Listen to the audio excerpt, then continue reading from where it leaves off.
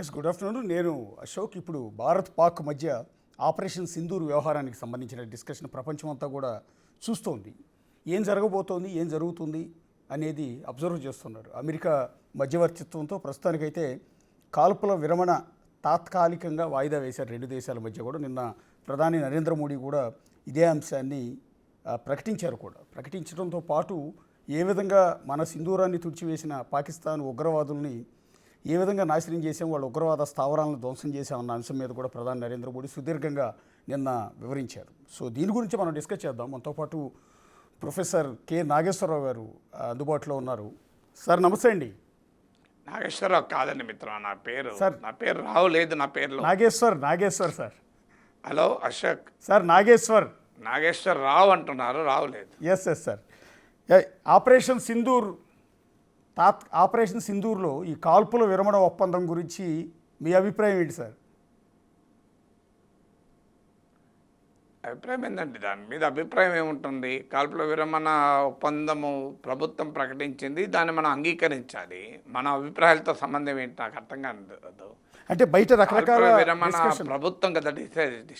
Sir, అంటే బయట రకరకాల డిస్కషన్ నడుస్తోంది. ఏంటంటే కొంతమంది సొంత అభిప్రాయాలు చెప్తూ ఉన్నారు.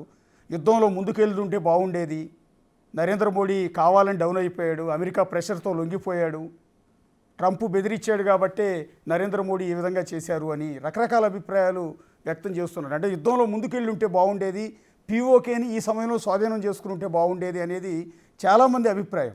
దాన్ని యాక్సెప్ట్ చేస్తారా మీరని? అంటే వ్యూహాత్మక పరిజ్ఞానం లేని వారు ఆర్గ్యూ చేస్తారు. లేదు, ఇప్పటిదాకా పెంచిన జింగోయిజం, అంటే దేశాభిమానం తప్పు కాదు, దేశ దురభిమానం సరే జింగోయిజం అంటారు. ప్యాట్రియాటిజానికి జింగోయిజానికి, నేషనలిజానికి జింగోయిజానికి ఉన్న తేడా అది.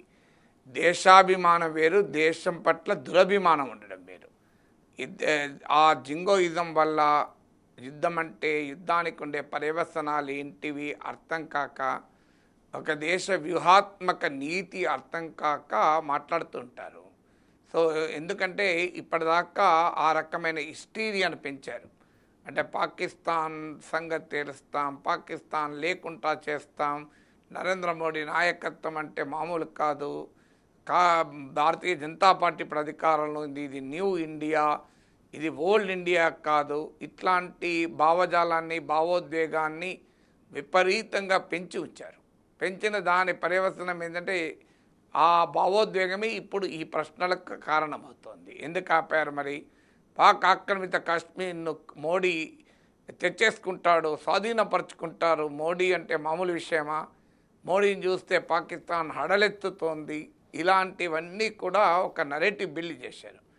ఈ నరేటివ్ జనంలో బిల్డ్ చేశాక సహజంగానే కాల్పుల విరమణ అంటే డైజెస్ట్ కాదు. ఎందుకంటే ఒక హిస్టీరియా క్రియేట్ చేసి, ఒక జింగోయిజాన్ని డెవలప్ చేసి పెట్టాక నిజమే కదా మరి ఎందుకు ఊకున్నారు అనే ప్రశ్న ఉత్పన్నమవుతుంది. ఎందుకంటే ఆ భావోద్వేగాల్ని రైజ్ చేసిన వారే ఇవాళ నిర్ణయం కూడా తీసుకున్నది వారే. నిర్ణయం ప్రభుత్వం తీసుకుంది. ప్రభుత్వానికి మద్దతుగా ఉండేవారు, మోడీని అభిమానించేవారు, బీజేపీని అభిమానించేవారే ఈ భావోద్వేగాన్ని రైజ్ చేసి పెట్టారు. సో సహజంగానే తాము క్రియేట్ చేసిన భావోద్వేగ సైన్యము తమనే ప్రశ్నిస్తోంది. ఎందుకు ఆపాము, ఎందుకు కాల్పుల విరమణ చేశారు? ఒకవైపేమో పాకిస్తాన్ ఎన్నడూ లేనంత బలహీనమైన స్థితిలో ఉంది, ఇది వాస్తవము.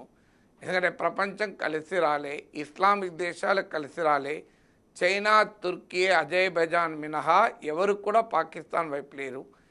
వారు కూడా, చైనా కూడా మాటలే, ఒక తుర్కీయే మాత్రమే ఆయుధాలు సప్లై చేసినట్టుగా వార్తలు వచ్చాయి. చైనా నుంచి వచ్చిన ఆయుధాలన్నీ అంతకు ముందు వచ్చినాయి, ఈ యుద్ధ సమయంలో వచ్చినవి కావు. సో అందువల్ల ఇప్పుడున్న పరిస్థితుల్లో అమెరికా ఒక రకంగా న్యూట్రల్ స్టాండ్ తీసుకుంది. సో ఇస్లామిక్ దేశాలు కూడా పాకిస్తాన్ను సమర్థించడానికి ముందుకు రాలే. అంటే అంతర్జాతీయంగా పాకిస్తాన్ ఐసోలేట్ అయి ఉంది. అటువైపు బెలూచిస్తాన్ తిరుగుబాటు, టెహ్రీక్ తాలిబాన్ తిరుగుబాటుతో అంతర్గతంగా చాలా ప్రతికూల పరిస్థితులు ఎదుర్కొంటోంది. రాజకీయ వ్యవస్థ, ఆర్మీ తీవ్రమైన వ్యతిరేకతను, నిరసనను ఎదుర్కొంటోంది. యుద్ధభూమిలో మనం మిలిటరీ సుపీరియారిటీ చూపెట్టాం. ఇన్ని ఉన్నప్పుడు ఇంతకన్నా మంచి అవకాశం మళ్ళీ ఉంటుందా మనకు? అనేటువంటి భావన సహజంగానే కలుగుతుంది. ఎందుకంటే కానీ యుద్ధం అంటూ మొదలైతే అంత సులభం కాదు. ఇప్పుడు రష్యా ఉక్రెయిన్ వార్ ఉంది, 3 ఏళ్ళైంది, ఇప్పటికీ ఉక్రెయిన్ రష్యాకు ఓడిపోయిందా? ఇంకా యుద్ధం నడుస్తుంది కదా. రష్యా 20% ఉక్రెయిన్ భూభాగాన్ని ఆక్రమించింది, అయినా కూడా ఉక్రెయిన్తో యుద్ధం ముగియలేదు. అందువల్ల యుద్ధాలు అనేది రష్యాతో పోలిస్తే ఉక్రెయిన్ చాలా బలహీనమైన దేశం. రష్యా ఒక పెద్ద న్యూక్లియర్ పవర్, ఉక్రెయిన్కు న్యూక్లియర్ వెపన్స్ లేవు, అయినా యుద్ధం కొనసాగుతుంది 3 ఏళ్ళుగా. అందువల్ల మారిన జియో పాలిటిక్స్లో యుద్ధాలంటూ వస్తే ఒకే రకంగా ఉండదు పరిస్థితి, ఒకవైపే అనుకూలంగా ఉండదు. 2 వైపులా కూడా తీవ్ర నష్టం ఉంటుంది. దేశం ఆర్థికంగా అభివృద్ధి చెందాలి అనేటువంటి ఒక మహత్తర లక్ష్యంతో ముందుకు పోతున్నప్పుడు యుద్ధం దానికి నష్టదాయకంగా ఉంటుంది. పాకిస్తాన్ లాంటి దేశానికైతే వేరే పని లేదు, భారత్ వ్యతిరేకత తప్ప దానికి ఇంకో పని లేదు. భారత్లో రక్తపాతాన్ని సృష్టించడం తప్ప దానికో భవిష్యత్ దృష్టి కూడా లేదు. కానీ భారతదేశం అలాంటిది కాదు కదా. ఇండియాకు పాకిస్తాన్ అబ్సెషన్ కాదు. సో అందువల్ల పాకిస్తాన్కి ఇండియా అబ్సెషన్ ఉండొచ్చు. అందువల్ల మనం ఏ సమయంలో అటాక్ చేయాలో ఆ సమయంలో అటాక్ చేశాం. ఏ సమయంలో ఆగాలని ప్రభుత్వం భావించిందో టీవీ స్టూడియోలో కూర్చొని యుద్ధాలు మొదలు పెట్టము, టీవీ స్టూడియోలో కూర్చొని యుద్ధాలు ఆపము. అందువల్ల యుద్ధం చేయడము చేయకపోవడం అనేది విశ్లేషకులు జర్నలిస్టులు తీసుకునే నిర్ణయం కాదు, అది ప్రభుత్వాలను తీసుకునే నిర్ణయం. ప్రభుత్వం అన్ని రకాల వ్యూహాత్మక అంశాలను దృష్టిలో పెట్టుకొని దేశ హితం కొరకు ఏది సరైన నిర్ణయమో అది భావించి తీసుకొని ఉంటారు. అంతే తప్ప ప్రభుత్వం ఈ సమయంలో తీసుకున్న వ్యూహాత్మక నిర్ణయాన్ని తప్పుపట్టకూడదు. కొంతమంది వ్యూహాత్మక నిపుణులు అంటున్న మాట నిజం కాదని, కేవలం సాధారణ ప్రజానీకమే కాదు, వ్యూహాత్మక నిపుణులేమో వారి విశ్లేషణ ఆధారంగా చెప్తున్నారు. వారు చెప్పడం వేరు, సాధారణ ప్రజలకు కూడా మాము యుద్ధం చేయాల్సి ఉండే, వీళ్ళంతా సోషల్ మీడియాలో వీరులు, ఎవరైనా బార్డర్ మీదకి వస్తారా? ఆ యుద్ధ నష్టాన్ని భరించడానికి రెడీగా ఉన్నారా? అందువల్ల యుద్ధం అంటే భయపడకూడదు, యుద్ధం అంటూ వస్తే భయపడకూడదు, కానీ యుద్ధాన్ని కోరుకోకూడదు కదా. అయినా భారతదేశం యుద్ధం చేద్దామని రాలేదు, భారతదేశం తీవ్రవాదాన్ని పనిష్ చేద్దామని వచ్చారు, తీవ్రవాదాన్ని పనిష్ చేశారు. వారికి మద్దతుగా వచ్చిన పాకిస్తాన్ కూడా మన ఆర్మీ మన ఎయిర్ ఫోర్స్ పనిష్ చేసింది. కానీ ఇప్పుడు పాకిస్తాన్ స్మాష్ చేస్తానికి మన ఆపరేషన్ సింధూర్ మొదలు పెట్టలేదు కదా. సో ఇందులో ట్రంప్ పాత్ర ఏంటంటే, ఆయనే మొట్టమొదటి ట్వీట్ చేశారు, 2 దేశాలతో నేను మాట్లాడాను, ఒప్పించాను, 2 కూడా కాల్పుల విరమణకు ఒప్పుకున్నారు అంటూ ఆయనే ప్రకటించారు. ప్రపంచానికి చెప్పింది ముందు ట్రంపే. మళ్ళీ నిన్న ఒక స్టేట్మెంట్ ఏంటంటే, నేను 2 దేశాలతో ఇన్ ఫ్యూచర్లో వాణిజ్య సంబంధాలు ఉండబోవు, వ్యాపారం చేయబోనని చెప్పిన తర్వాతే వాళ్ళు యుద్ధాన్ని ఆపారు, వాళ్ళ అనుయుద్ధాన్ని నేను ఆపాను అంటూ ఆయన ఒక స్టేట్మెంట్ ఇస్తూ ఉన్నారు. అంటే ట్రంప్ మొదలు నా మీడియేషన్ అన్నాడు, తర్వాత నేను బ్లాక్మెయిల్ చేస్తే భయపడ్డారన్నాడు. అందువల్ల దీనిపైన భారత ప్రభుత్వం వివరణ ఇవ్వాలి. ఇండియా తన స్ట్రాటజిక్ డిసిషన్స్లో అటానమీ ఉండాలి. అంటే స్ట్రాటజిక్ అటానమీ అంటారు, అంటే వ్యూహాత్మక స్వయం ప్రతిపత్తి ఉండాలి. వేరే దేశం ఒత్తిడికో, వేరే దేశం ఆదేశాలతోనో, వేరే దేశం బెదిరింపులతోనో మన నిర్ణయం తీసుకుంటే అది మనకు చాలా ప్రమాదకరం. ఎందుకంటే భారతదేశ విదేశాంగ విధానం అది కాదు, భారతదేశ జాతీయ భద్రతా విధానం అది కాదు. అది ఏ దేశమైనా కానీ, అమెరికా కావచ్చు, చైనా కావచ్చు, రష్యా కావచ్చు, ఇంకో దేశ ఆదేశాల మేరకో, బ్లాక్మెయిల్ మేరకో, బెదిరింపుల మేరకో, ప్రోత్సాహం మేరకో, సలహా మేరకో మనం యుద్ధం చేయకూడదు, యుద్ధం ఆపకూడదు కూడా. ఇప్పుడు మనం ఉక్రెయిన్ అనుభవం చేస్తున్నాం.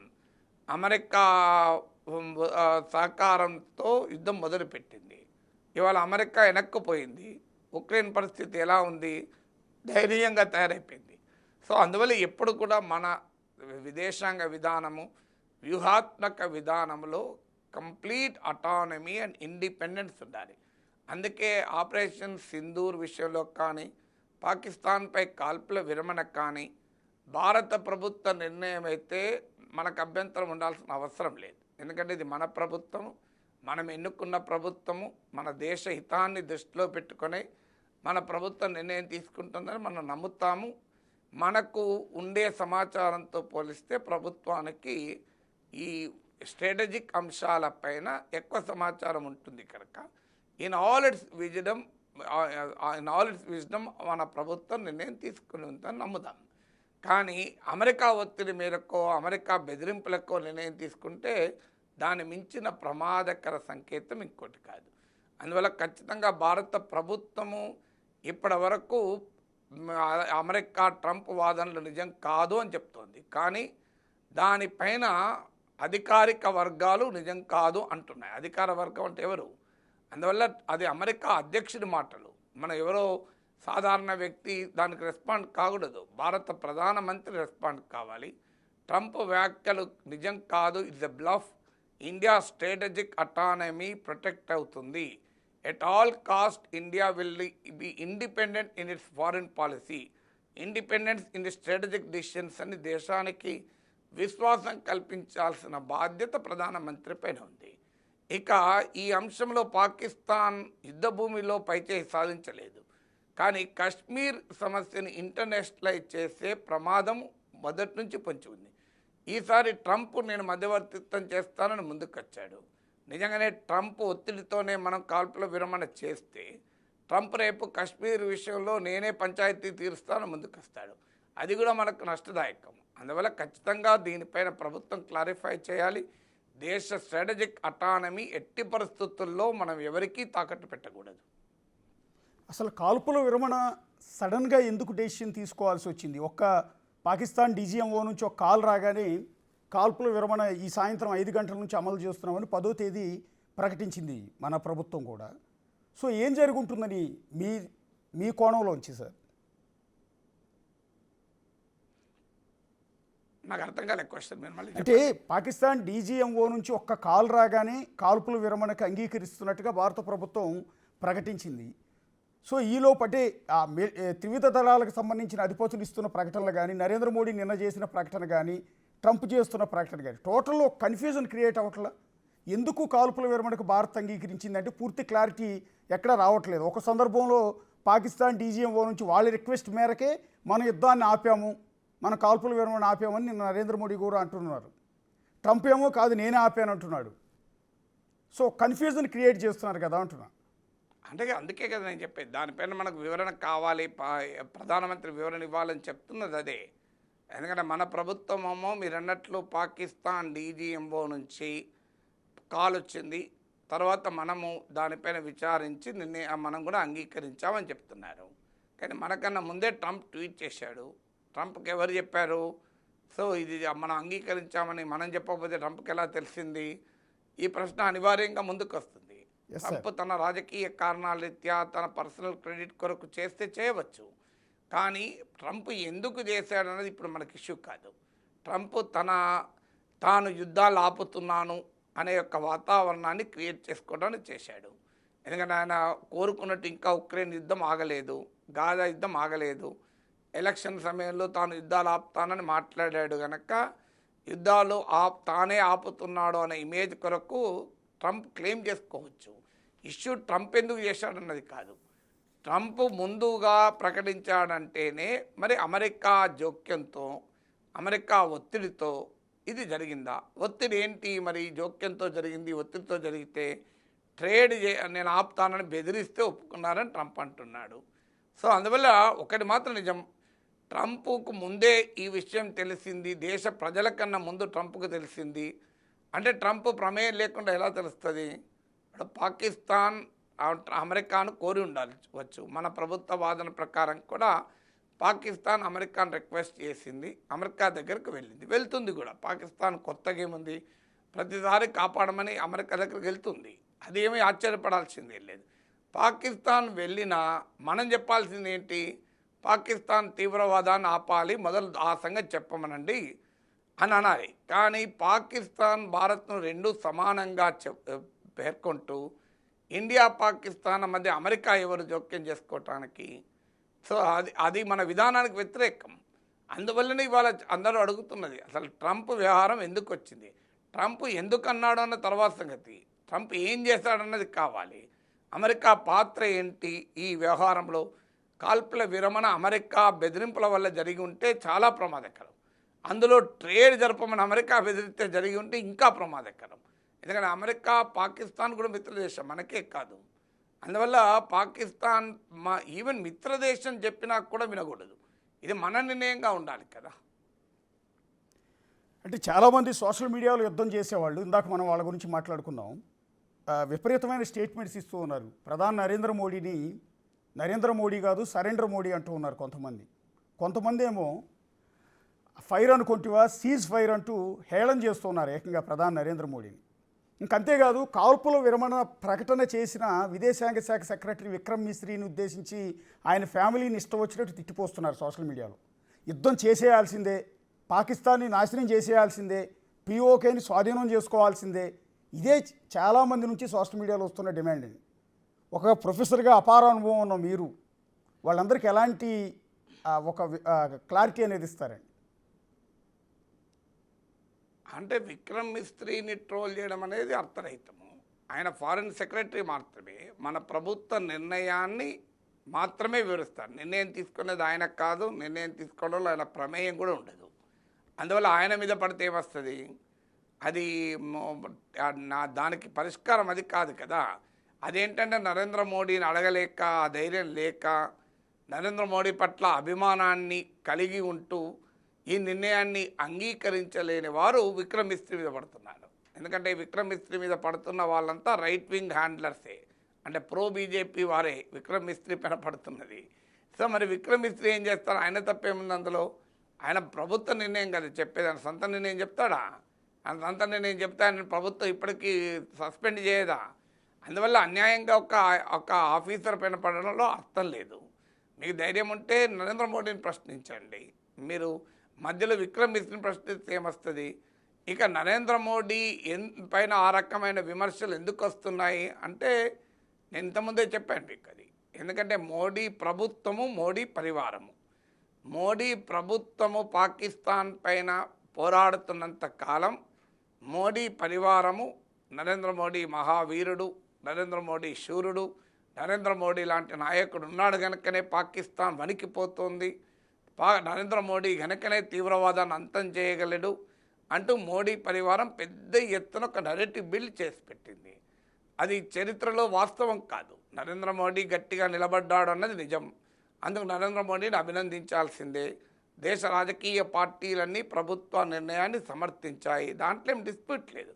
కానీ నరేంద్ర మోడీ ఒక్కడు మాత్రమే చేశారు, దేశ చరిత్రలో ఇంకెప్పుడు పాకిస్తాన్కి ఇలా బుద్ధి చెప్పలేదు అన్నది కూడా నిజం కాదు. కార్గిల్ యుద్ధంలో కూడా పాకిస్తాన్ మనం బుద్ధి చెప్పాం. అన్నిటికన్నా మించి 1971 వార్లో 90,000 మంది పైగా పాకిస్తాన్ సైనికులు లొంగిపోయారు. ఇప్పుడు ఎవరు లొంగిపోలే. ఇప్పుడు కాల్పుల విరమణ మాత్రమే. ఎక్కడ లొంగుబాటు ఎక్కడ ఉంది? లొంగిపోతే ఎవరన్నా సంతకం చేశాడా? మీకు గూగుల్లో దొరుకుతుంది ఇమేజెస్లో. Pakistan army surrendering to Indian army 1971 అంటే ఫోటో వస్తుంది. మరి అప్పుడు అది లొంగిపోవడం అంటే పాకిస్తాన్ రెండు ముక్కలైంది. అందువల్ల మనం 1965లో గెలిచాం, 71లో గెలిచాం, 99లో గెలిచాం, ఇప్పుడు గెలుస్తాం, అందులో అనుమానం లేదు. అప్పుడు పోరాడింది, ఇప్పుడు పోరాడింది మిలిటరీ. రాజకీయ నాయకులు పోరాడరు, యుద్ధం రాజకీయ నాయకులు చేయరు. కానీ రాజకీయ నాయకులు తీసుకునే నిర్ణయాలు కీలకం. అందువల్ల నరేంద్ర మోడీ, అటల్ బిహారీ వాజ్పేయి, ఇందిరాగాంధీ అని వేరువేరుగా చూడడం కాదు. కానీ అన్ఫార్చునేట్లీ నరేంద్ర మోడీని పొగిడే క్రమంలో ఎక్కడ దాకా పోయారంటే దేశ ఘనమైన చరిత్రను కూడా కాలరాసి, ఇండియాస్ హిస్టారికల్ పాస్ట్ కూడా లేదన్నట్లు, పాకిస్తానే మన మీద గెలిచినట్లు ఎప్పటికీ ఒక వాతావరణాన్ని బిల్డ్ చేశారు. ఇది పాకిస్తాన్కి అనుకూల నరేటివ్ వాస్తవంగా. ఎందుకంటే మీకు కోపం ఉంటే రాజకీయ పార్టీల మీద కోపం ఉండొచ్చు, నాయకుల మీద కోపం ఉండొచ్చు, కానీ దేశాన్ని అండర్మైన్ చేయకూడదు. ఇలా మోడీ అధికారంలో ఉన్నాడు కనుక ఇండియా గెలవలేదు అని అంటే అంతకన్నా దుర్మార్గం ఇంకోటి ఉంటుందా? అప్పుడు కాంగ్రెస్ అధికారంలో ఉన్నది కనుక ఇండియా గెలవలేదు, ఇప్పుడు మాత్రమే ఇండియా గెలుస్తోంది అంటే దిస్ అబ్సల్యూట్ నాన్సెన్స్ అది. అందువల్ల అప్పుడైనా ఇప్పుడైనా నాయకులు ఎవరైనా ఉండడి, మనం గెలిచాం, భారతదేశం గెలవాలని కోరుకోవాలి. ఈ పార్టీ గెలవడం ఆ పార్టీ గెలవడం కనుక కాదు కదా. అయితే ఈ మోడీ పరివారము అంటే మోడీ అభిమాన ఎకో సిస్టమ్ మొత్తం సోషల్ మీడియాలో ఆ ఉన్మాదపూరితమైన వాతావరణాన్ని క్రియేట్ చేశారు. క్రియేట్ చేసిన వారు భరించలేకపోతున్నారు.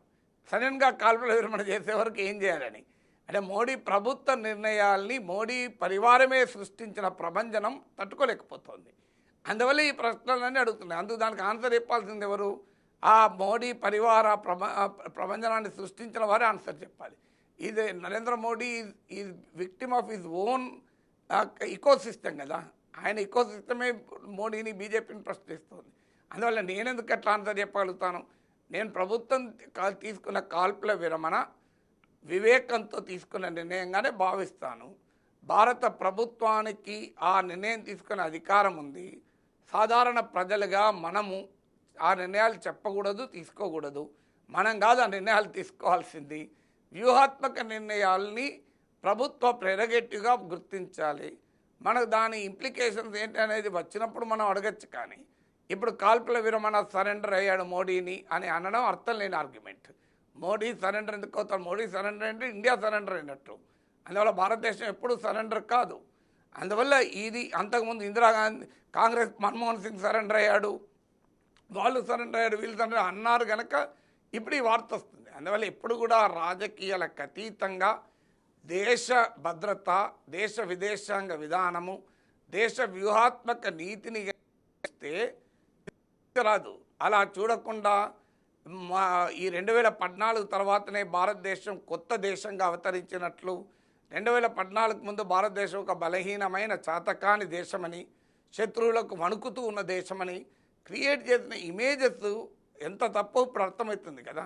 ఇప్పుడు మన నరేంద్ర మోడీ ఎందుకు కాల్పుల విరమణకు అంగీకరించాడు? ఏ పాకిస్తాన్ సైనికులు లొంగిపోయాడు చెప్పండి? హఫీజ్ సయీద్ అప్పచెప్పారా? మసూద్ అజర్ని అప్పచెప్పారా? ఆఖరి పహల్గాన్లో దాడి చేసిన తీవ్రవాదులను అప్పచెప్పారా? తీవ్రవాదం ఆపుతామని పాకిస్తాన్ ఎక్కడైనా ప్రకటించిందా? అసలు మేము ఓడిపోయామని కూడా వాడు అంగీకరిస్తలేడు కదా. మరి అలాంటప్పుడు ఎందుకు కాల్పుల విరమణ అంగీకరించారనే ప్రశ్న ఉత్పన్నమవుతుంది. అంటే మీరు చెప్పినట్టుగానే దేశ రాజకీయాలు, ఉగ్రవాదం, పాకిస్తాన్తో యుద్ధం, ఈ సందర్భాన్ని కొన్ని రాజకీయ పార్టీలు మళ్ళీ అధికారంలో రావటానికి వినియోగించుకునే సందర్భాలు కూడా చూస్తూ ఉన్నాం. ఇప్పుడు ఈ అంశం అనేది, ఇప్పుడు ఈ కాల్పుల విరమణ కావచ్చు, ఆపరేషన్ సింధూర్ కావచ్చు, ఇదంతా కూడా బీజేపీకి లబ్ధి చేకూరింది అనుకుంటున్నారా, నష్టం జరిగింది అనుకుంటూ ఉన్నారా? ఇప్పుడు రాజకీయ జమా లెక్కలు వేసుకోవడే సమయం కాదు. ఇప్పుడు పాకిస్తాన్కి ఎంత నష్టం చేశాము అనే లెక్కలు వేసుకునే సమయంలో రాజకీయ లెక్కలు ఎందుకు? రాజకీయాలు ప్రతి దాంట్లో రావాల్సిన అవసరం లేదు. ఒకవేళ దేశ ప్రజలు ఇప్పుడు ఆర్థిక విధానము, రాజకీయ విధానాలు, సంక్షేమ పథకాలు సానుకూలంగా భావిస్తే ఓట్లేస్తారు. దీన్ని కూడా సానుకూలంగా భావిస్తే ఓట్లేస్తారు. దానికి మనమెవరో ఆపటానికి. కానీ ప్రతిదాన్ని రాజకీయ జమా లెక్కలు వేసుకొని ఏ పార్టీకి లాభం, ఏ పార్టీకి నష్టం అనే లెక్కలు వేసుకోకూడదు. దేశ భద్రతలో జమా లెక్కలు అవసరం లేదు. దేశ భద్రత విషయంలో ఒకటే ఒక లెక్క, శత్రు దేశానికి ఎంత నష్టం చేశాం, పాకిస్తాన్ ఎంత కోలుకోకుండా దెబ్బతీశామని. అందువల్ల దేశ మిలిటరీ ధైర్య సాహసాలను పెట్టుబడిగా రాజకీయాలు చేయకూడదనేది నా అభిప్రాయం. అంటే నిన్న నరేంద్ర మోడీ గారు ఒక స్టేట్మెంట్ ఇచ్చారు. ప్రపంచ ఉగ్రవాదానికి బవల్పూర్, పాకిస్తాన్లో ఉన్న బవల్పూర్ కానీ మృతికే కానీ ఒక యూనివర్సిటీ లాగా మారాయి. సో ఆ యూనివర్సిటీ మీద మేము దెబ్బ కొట్టాము, ఉగ్రవాదులు మొత్తాన్ని కూడా నేలమట్టం చేశాము అన్నట్టు ఉన్నారు. సో భవిష్యత్తులో మళ్ళీ పాకిస్తాన్ పెంచి పోషిస్తున్న ఈ ఉగ్రవాదుల నుంచి మళ్ళీ దాడులు జరగవన్న గ్యారంటీ ఏమన్నా కనిపిస్తుందా? నిన్న చాలా ఆవేశంగా మోడీ గారు అయితే మాట్లాడారు. ఆ